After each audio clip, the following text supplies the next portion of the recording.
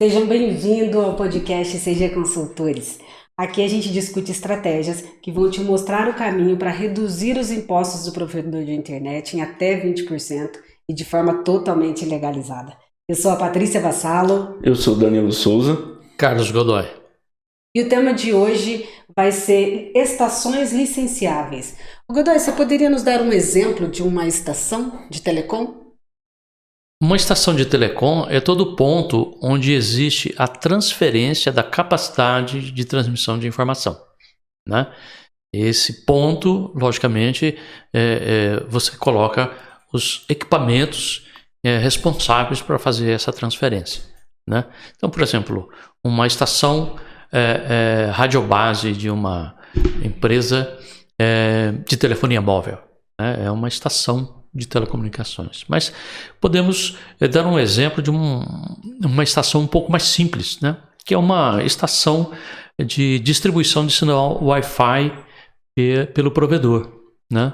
Então essa também é uma estação. Essa estação, ambas as estações que eu mencionei são estações ponto multiponto, né? O que quer dizer?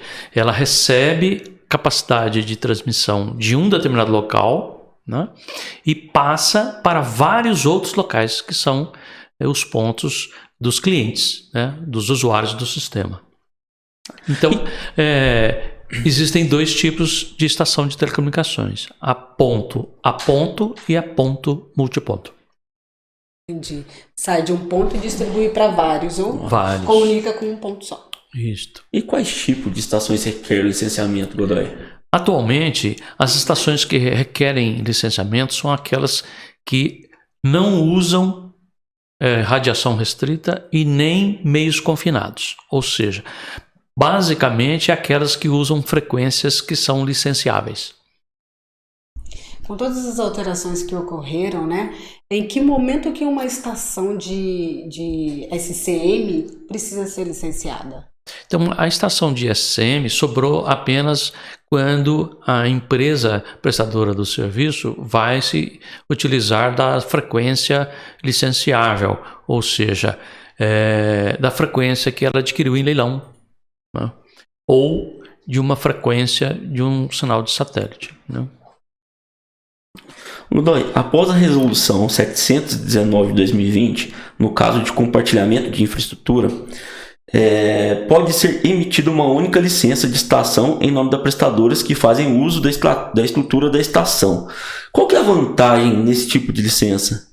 Quando você faz uma licença só para uma estação que está servindo a várias prestadoras, você tem a economia de taxas e a economia de burocracia, já que a parte técnica, né, também é feita por uma entidade só, né, aquela que está operando a estação. E ela opera a estação para aquelas diversas prestadoras. Ah, perfeito. Então ali a vantagem em si é a economia. Isso, a economia. Como ficam os dispositivos dos assinantes, Godoy? Bem, os dispositivos de assinantes, quando eles são usados através de frequências licenciáveis, como por exemplo o serviço via LTE, né, daquele leilão último da Anatel, então a prestadora de SCM pode ter adquirido algumas frequências do leilão e pode instalar nos seus clientes dispositivos que usam essa frequência, né? E estes dispositivos também são licenciáveis, né? Cada dispositivo móvel do telefonia celular, eles são licenciados. Essa licença é uma licença feita de uma forma mais prática, né? Que na verdade é apenas uma contabilidade de quantos dispositivos móveis existem naquela rede, né? Não é necessariamente licenciar aquele chip, aquele dispositivo. Não, é em número. Então, olha, na minha rede existem 3.000 dispositivos esse mês. Mês que vem, a contabilidade diz, entrou 500, saiu nenhum. Então foi para 3.500, tem que pagar 500 licenças, né? Então, essas licenças são do tipo TFI, né? Taxa de fiscalização de instalação, né? E nos anos seguintes, aquela contabilidade de quantas estações estão em funcionamento é gerada a taxa TFF, né? Então, mais ou menos R$ 27 por dispositivo móvel no TFI, e a metade, R$ 13.400, R$ 13.500, R$ 13,50, desculpe, nos anos seguintes, por cada dispositivo móvel em operação na rede, né? Esse tipo de coisa foi bastante discutido em relação ao que está vindo por aí, que é a internet das coisas, né, no IoT. Então, quando esse dispositivo de usuário, o usuário foi uma máquina, então é uma comunicação máquina a máquina, esse dispositivo vai estar isento de taxa de licenciamento. Olha. E o licenciamento de estações, né? O licenciamento de estações, ele sempre tem que estar amarrado a uma frequência? Bem, a gente conclui que se a estação utiliza radiação restrita ou meios confinados, não precisa de licença, né, de qualquer tipo de serviço, SCM, SEAC, STFC, então todas as estações que se exige licença são aquelas que usam a frequência que também tem que ter a licença dela, né? Então, a empresa adquire o direito de uso da frequência, que tem um valor, e ela, com esse direito, ele licencia a estação e vincula essa frequência a essa estação. Então, esse é o esquema de funcionamento de licenciamento de estação. Aliás, eu gostaria de até fazer um adendo aqui, porque muito se fala licença SCM, né? Esse é um termo tecnicamente incorreto, né? Porque licença é licença de estação, licença de funcionamento de estação. Mas o que é então que eu preciso ter para prestar o serviço de SCM? Você precisa de uma autorização com outorga ou uma autorização com dispensa de outorga, né? Então, autorização e licença são duas coisas bastante distintas. Perfeito? E que acaba confundindo um pouco, né? Generalizando, né? Exatamente. Perfeito. E no caso de um licenciamento obrigatório, o que acontece se eu não realizar esse licenciamento? Toda estação que você não licenciar, você está explorando um serviço sem autorização naquele ponto, né? Então, se hoje existem dois tipos de outorga de frequência. Tem a outorga de frequência por área. Eu quero a outorga da frequência tal no estado de Minas Gerais para fazer radioenlaces, né? Então, você já adquiriu o direito de uso. Chega uma proporção bem independente das multas e da cancelamento do funcionamento da estação imediato. Sem contar os equipamentos, que muitas vezes, né? Os equipamentos, eles podem ser apreendidos conforme a situação da prestadora, né? A prestadora não tinha direito de obter a licença, porque era uma prestadora sem outorga. Então, não pode ter uma estação com frequência licenciada, uma prestadora dispensada de outorga. Então, ela não tem direito de pedir. Então, apreende tudo, até ela ter esse direito. Não, ela tem esse direito porque ela é outorgada. Então, a Anatel vai lacrar a estação, não vai levar os equipamentos, vai lacrar a estação até que ela tenha regularizado o dispositivo de licenciamento. Ou seja, além de multa, além de possível detenção, ainda deixa o cliente ainda sem um serviço. Isso, é um carreta numa... É um problema muito sério. Série de situações. É verdade que, em alguns casos, a fiscalização da Anatel ela pode dar um período para que a prestadora regularize a situação, né? Mas isso é uma concessão da fiscalização. Essa concessão ela pode ser feita em prol do direito do usuário de estar usando o serviço de telecom. Mas pode, não é que vai acontecer.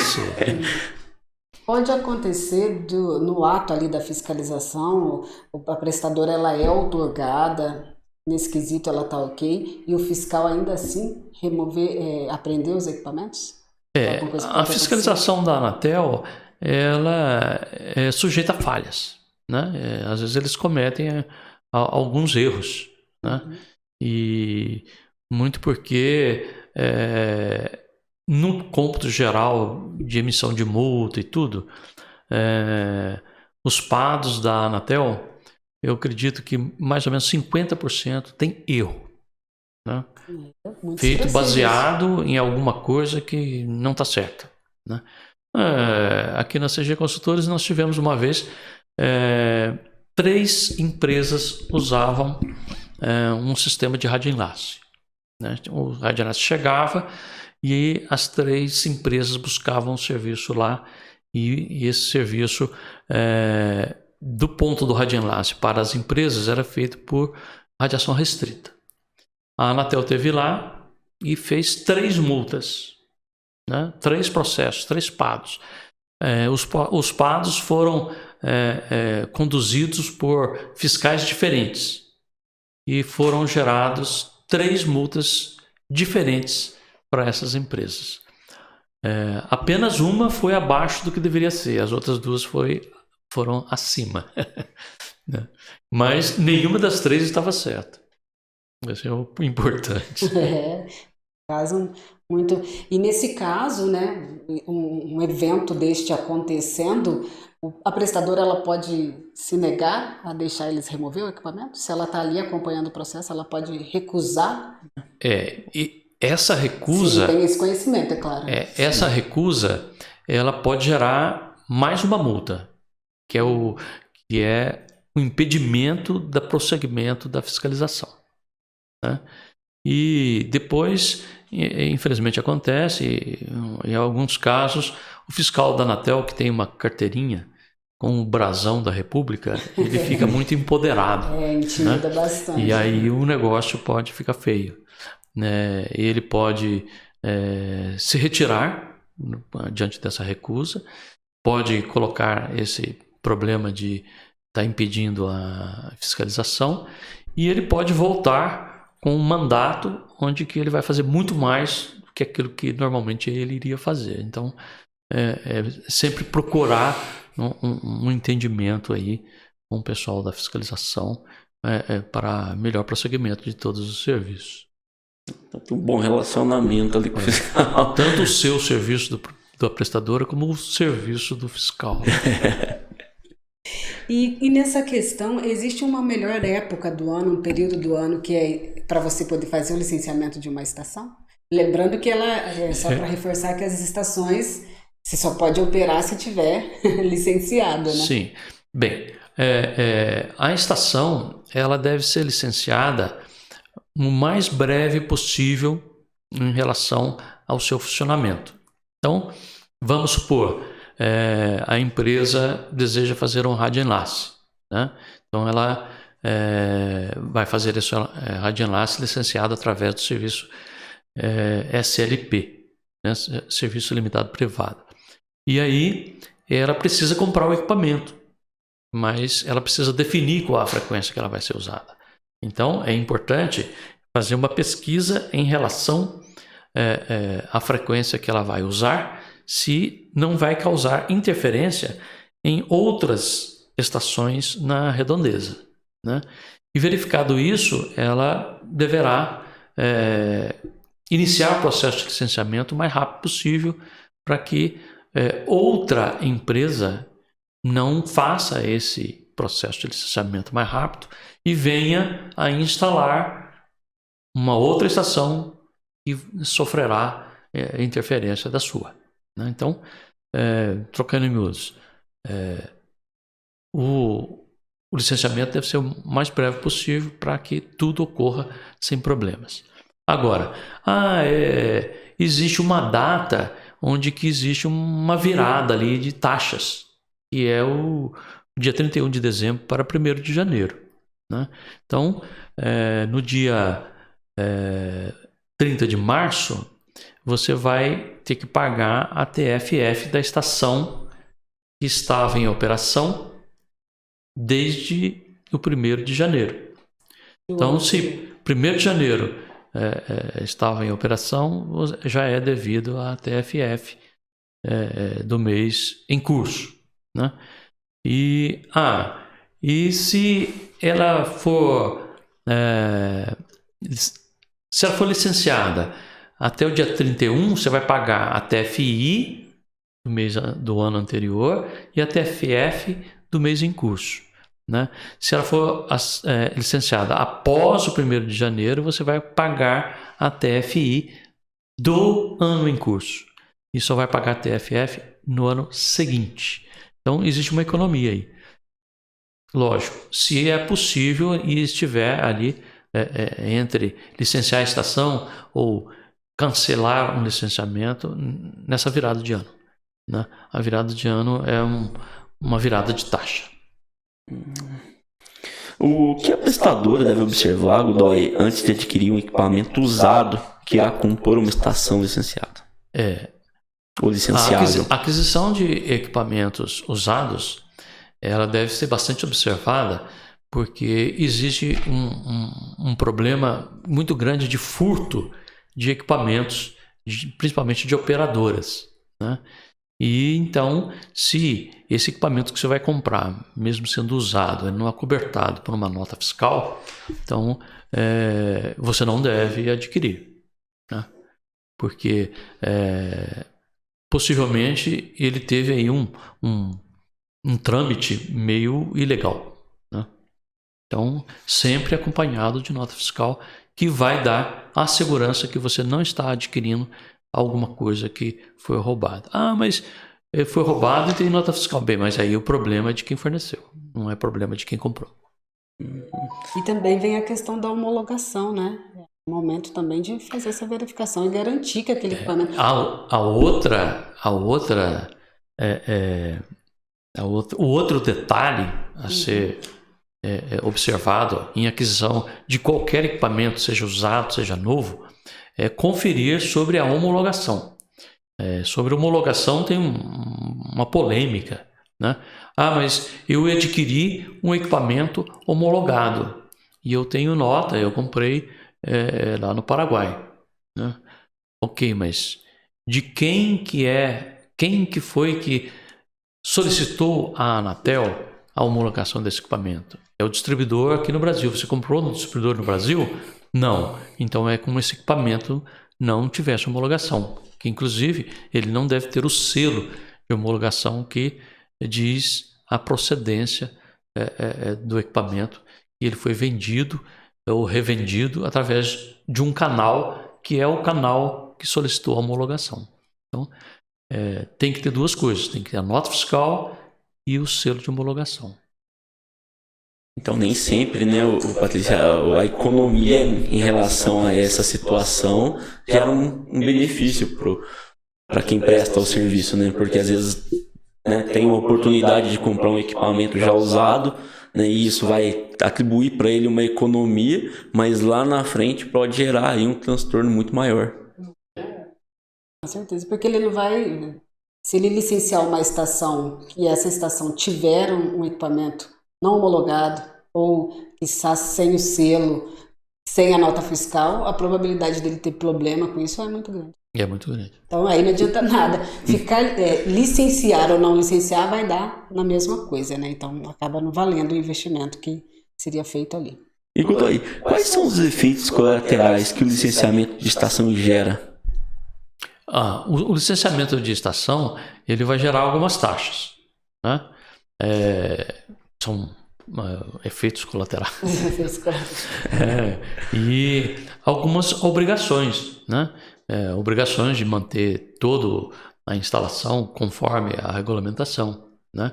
Porque às vezes, por exemplo, a prestadora adquire um rádio homologado e uma antena homologada, mas não está previsto aquela antena ser ligada naquele equipamento por causa do ganho da antena, né?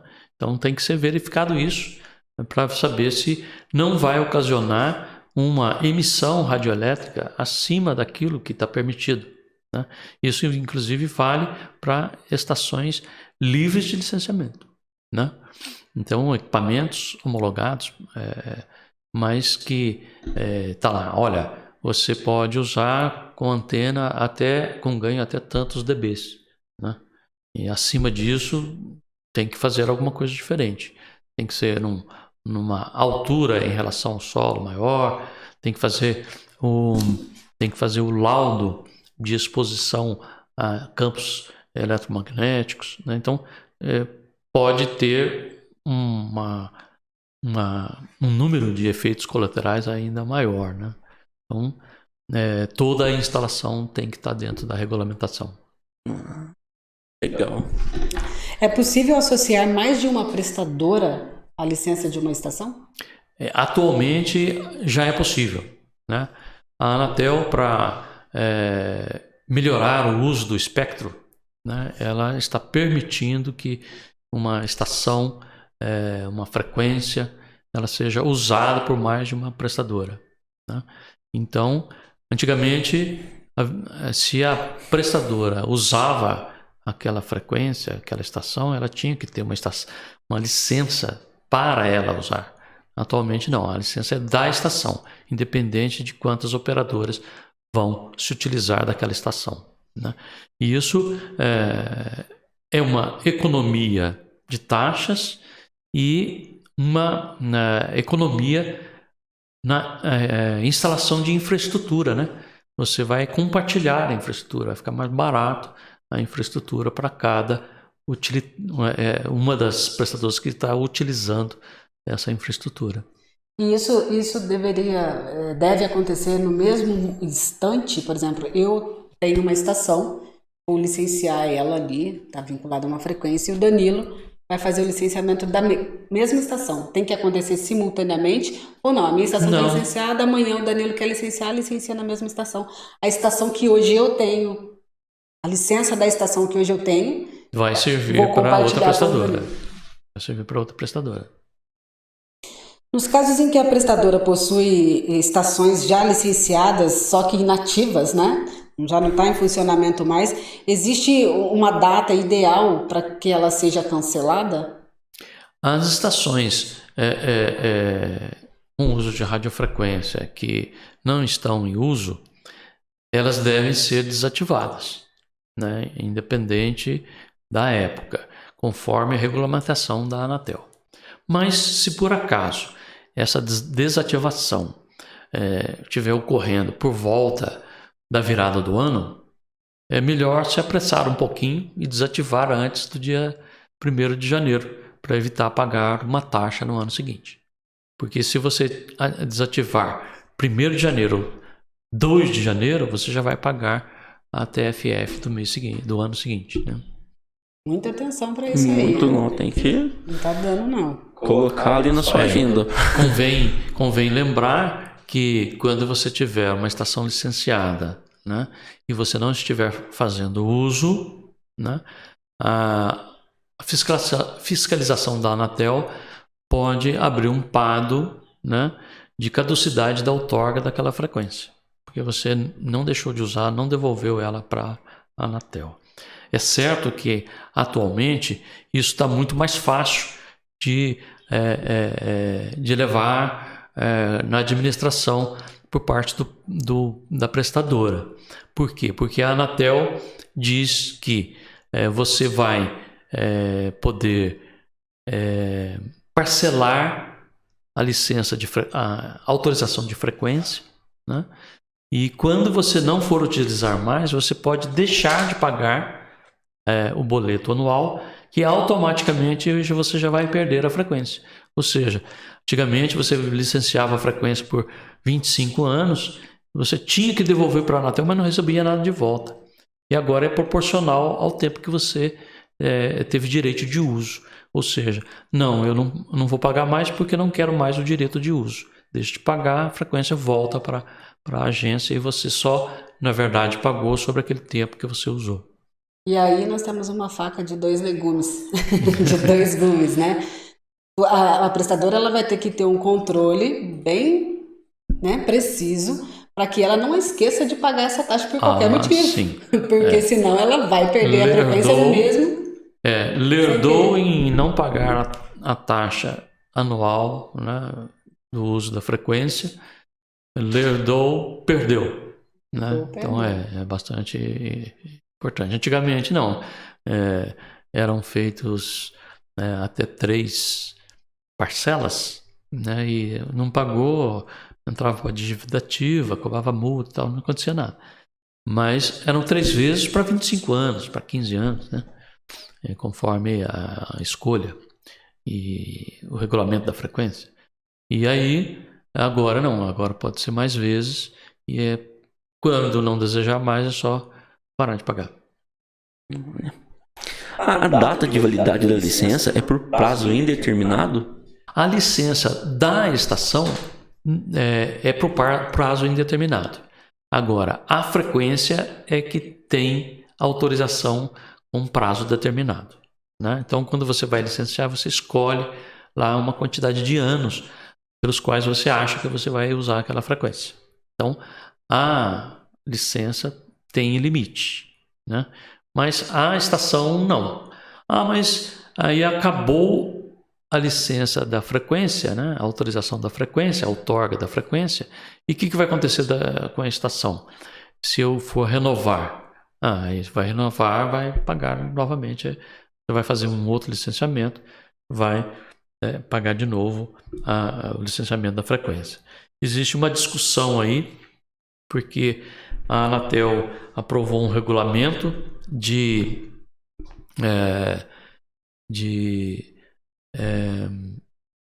renovação automática das frequências que foram adquiridas através de leilão, né? E aí a taxa a ser cobrada para essa renovação ou não existia ou era muito baixa, e agora o TCU está reclamando disso com a Anatel, porque então as prestadoras que tinham adquirido em leilão as frequências, elas poderiam usar, vamos dizer assim, eternamente essa frequência, né? E antigamente abria novo leilão, né? Logicamente, aquela que já estava prestando, ela podia pedir renovação e pagando uma taxa que não era barata, era uma porcentagem do faturamento do serviço prestado por aquela estação, né? E agora tinha mudado, tinha caído quase a zero, e o TCU está questionando isso. Perfeito. E é possível fazer uma transferência de titularidade?